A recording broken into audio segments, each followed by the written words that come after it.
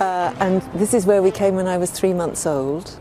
I think there are mixed memories here because obviously, you know, when your parents split up, this is tough for anybody. Anyone who's ever had a divorce knows how hard that is. But there were lots of happy memories here too.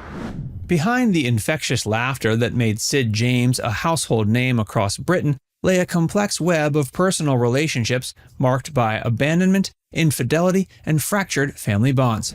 Among his children, one daughter's story stands out not for the tragedy that might be expected, but for the remarkable resilience she displayed in overcoming the early disruption of her family life. Join us as we explore the sad yet extraordinary journey of Reina James. Early years. Reina James entered the world in 1947. Born shortly after her parents had made the momentous journey from South Africa to the United Kingdom. Her father, the man who would become synonymous with British comedy, was still in the early stages of building his career when she arrived. Named after her paternal grandmother, Reina Solomon Cohen, she represented hope for a fresh start in a new country.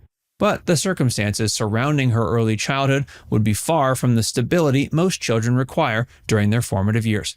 The James household during Reina's infancy was characterized by the mounting tensions between her parents, Sid James, and his second wife, Meg Williams, a divorced dancer he had married in 1943. While Sid was establishing himself in the British entertainment industry, having moved to the UK in December 1946 with his service gratuity, the pressures of his burgeoning career and his well-documented tendency toward infidelity were already placing enormous strain on the marriage.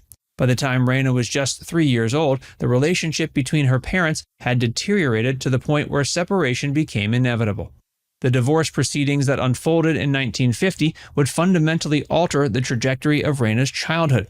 Unlike many acrimonious separations, her parents managed to maintain what sources describe as an amicable relationship following their divorce, which was finalized on August 17, 1952. But this civility couldn't mask the profound disruption that such an early family breakdown represented for a young child. The timing of her parents' separation coincided with one of the most crucial periods in Sid James's career development. During the early 50s, he was transitioning from bit parts and supporting roles to the breakthrough opportunities that would define his legacy.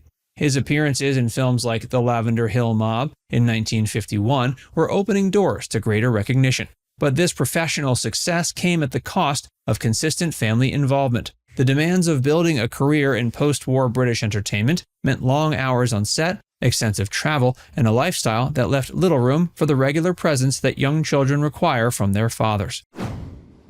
The shadow of fame. Shut up!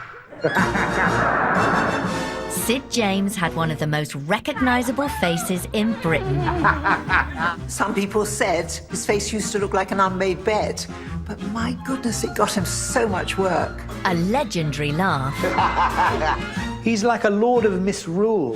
That face, that cackling laugh. There was always that naughtiness that you knew he was edging for a laugh.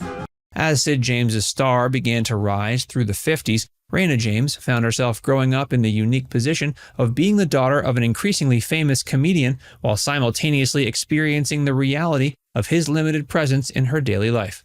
The contrast between her father's public persona as the warm, family-oriented character beloved by audiences and his actual availability as a parent created a complex dynamic that would shape her understanding of celebrity and family relationships. The breakthrough that catapulted Sid James to national prominence came with his role in Hancock's Half Hour, which ran from 1954 to 1960. During this period, when Reina was between 7 and 13, her father was becoming a household name across Britain. The radio series, which later transitioned to television, established him as Tony Hancock's perfect foil and introduced audiences to the character traits that defined his career. The streetwise Londoner with a heart of gold, always ready with a quip or a scheme. But the demands of this success meant that Sid's time was increasingly consumed by professional obligations. The recording schedules for radio and television, combined with his growing film career and stage appearances, created a lifestyle that revolved around entertainment industry demands rather than family routines. For Reina, this meant her relationship with her father was often mediated through his public persona rather than intimate family interactions. The situation became even more complex as Sid James quickly moved into his next marriage. On August 21, 1952, days after his divorce from Meg was finalized, he married 19-year-old actress Valerie Assan at Kexton Hall. This rapid transition into a new family unit meant that Reina would witness her father creating fresh domestic arrangements while her own place in his life remained more peripheral. The new marriage eventually produced 2 more children, Stephen in 1954 and Susan in 1957, creating half-siblings who would grow up with more consistent access to their father's presence and attention. The contrast between her experience and that of her younger half-siblings would become increasingly apparent as the years passed. While Steve and Sue James later spoke fondly of family holidays, summer seasons at seaside resorts, and regular interactions with their father's entertainment industry colleagues, Reina's childhood memories were necessarily different. Her father's career trajectory meant that by the time his later children were growing up in the 60s, he had achieved sufficient success to afford a more stable family lifestyle, complete with the house in Buckinghamshire that he partly designed himself. Professional achievement. Despite early challenges stemming from family upheaval, Reina James embodies strength and perseverance. Her path to success, while different from her father's entertainment industry trajectory, demonstrated a remarkable capacity to channel whatever challenges she may have faced into creative and intellectual achievement. Her career as an author reached its pinnacle in 2007 when she received the prestigious Society of Authors McKittrick Prize for her novel This Time of Dying. This award, specifically designed to recognize excellence in first novels by writers over the age of 40, represented not just literary achievement, but also the culmination of decades of life experience and artistic development. The recognition placed her among Britain's most respected emerging literary talents.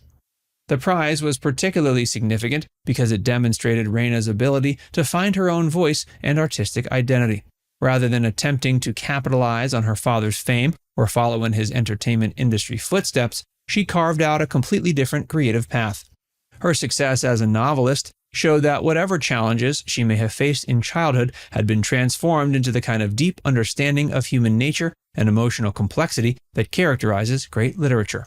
Her writing career continued with the publication of her second novel, The Old Joke, in 2009, proving her initial success was not merely a one-time achievement, but part of a sustained literary career.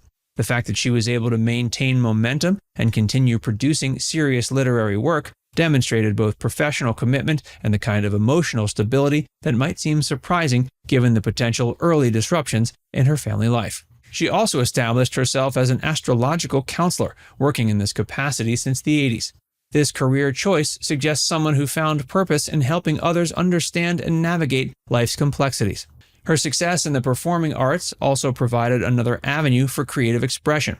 Her appearances in major theatrical productions, including Willie Russell's John, Paul, George, Ringo, and Bert, and the musical Blood Brothers, demonstrated versatility and talent that earned recognition on their own merits. Personal life and family legacy. Lovely, lovely picture. My dad, Sid James, was instantly recognizable. Zounds, 'tis a woman! And what a cracker! I do look very like him. And when people say, "You look just like your dad," I don't know whether to whop them one because it's not a compliment for a woman. The stability and happiness that Reina James achieved in her personal relationships stands in stark contrast to the pattern of romantic chaos that characterized her father's life. Her marriage to musician Mike Reinstein since 1991 represents the kind of lasting partnership that Sid James never achieved in his 3 marriages. This successful long-term relationship suggests that despite witnessing her father's multiple divorces and affairs, she was able to develop healthy relationship patterns and create family stability. Her role as a mother to her son Jonathan and grandmother to her grandchild demonstrates her success in breaking any potential cycle of family dysfunction. In a 2009 interview, she spoke with evident affection about her father's professional abilities while maintaining appropriate boundaries about his personal life. Her comment about his potential suitability for a Harold Pinter play, quote, "He would have been brilliant," shows someone who could appreciate her father's talents while presumably maintaining a realistic understanding of his limitations as a person. Now it's time to hear from you. What was the most surprising part of this story? Let us know in the comments section below.